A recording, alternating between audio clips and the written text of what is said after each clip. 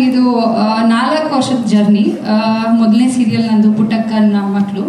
So ಅದರಲ್ಲಿ ಸಹನಾ ಪಾತ್ರ ಮಾಡ್ತಿದ್ದೆ. ಸೀರಿಯಲ್ಲು ನನಗೆ ತುಂಬ ಒಳ್ಳೆ ಹೆಸರು ತಂದುಕೊಟ್ಟಿದ್ದೆ. ಸೊ ಈಗ ಜೋಡಿ ಅಕ್ಕಿ ಸೀರಿಯಲ್ಲು ಕೂಡ ಅಷ್ಟೇ ಸಕ್ಸಸ್ ಕಾಣುತ್ತೆ ಅಂತ ಅಂದ್ಕೊಂಡಿದ್ದೀನಿ. And thank you for the opportunity sir. And Zee Kannada ಹೆಂಗೆ ಅಂದರೆ ಅದೊಂಥರ ನನ್ನ ತವ್ರ ಮನೆ.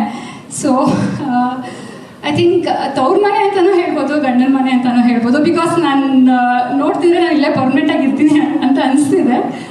So once again thank you so much Zee Kannada. And Akshara ಪಾತ್ರದ ಬಗ್ಗೆ ಮಾತಾಡಬೇಕು ಅಂತಂದರೆ ಸಹನಾ ಪಾತ್ರ ಅಂದರೆ ಫಸ್ಟು ಸಹನಾ ಪಾತ್ರ ಹೇಳ್ತೀನಿ. ಸಹನಾ ಏನು ಓದಿರೋದಿಲ್ಲ. ಸೊ ಓದಿಲ್ಲ ಅಂದರೆ ಜನ ಹೆಂಗೆ ನೋಡ್ತಾರೆ, ಸೊಸೈಟಿ ಹೆಂಗೆ ನೋಡುತ್ತೆ, like every day stand of ಲಿವಿಂಗಿಗೆ ಎಷ್ಟು ಕಷ್ಟ ಆಗುತ್ತೆ ಅನ್ನೋದು ಸಹನಾ ಪಾತ್ರದಲ್ಲಿ ಆಡಿಯನ್ಸಿಗೆ ತೋರಿಸ್ತಾರೆ. ಇನ್ನು ಅಕ್ಷರ ಬಗ್ಗೆ ಹೇಳಬೇಕು ಅಂದರೆ ಅಕ್ಷರ ಓದಿರ್ತಾಳೆ, government school teacher.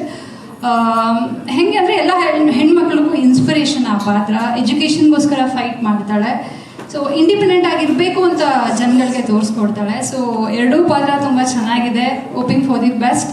And thank you ma'am, thank you for the opportunity. Zee Kannada thank you so much. And special thanks ನಾನು ಜಗ್ಗಿ ಸರ್ ಹೇಳಬೇಕು. ಬಿಕಾಸ್ ಪುಟ್ಟಕ್ಕ ಮಾಡ್ತಾ ನನಗೆ ಇನ್ನೊಂದು ಆಪರ್ಚುನಿಟಿ ಕೊಟ್ಟಿದ್ದಾರೆ. ಸೊ ಇದನ್ನ ನಾನು ಲೈಫ್ ಟೈಮ್ ಮರೆಯಲ್ಲ ಸರ್. ನೀವು ಎಲ್ಲೇ ಇದ್ದರೂ ಆ ಗ್ರ್ಯಾಟಿಟ್ಯೂಡ್ ನನ್ನಲ್ಲಿ ಖಂಡಿತ ಇರುತ್ತೆ Jaggi sir. Thank you for the opportunity. Thank you Anusha, Akshara and Sagar. ಒಳ್ಳೆಯದಾಗಲಿ.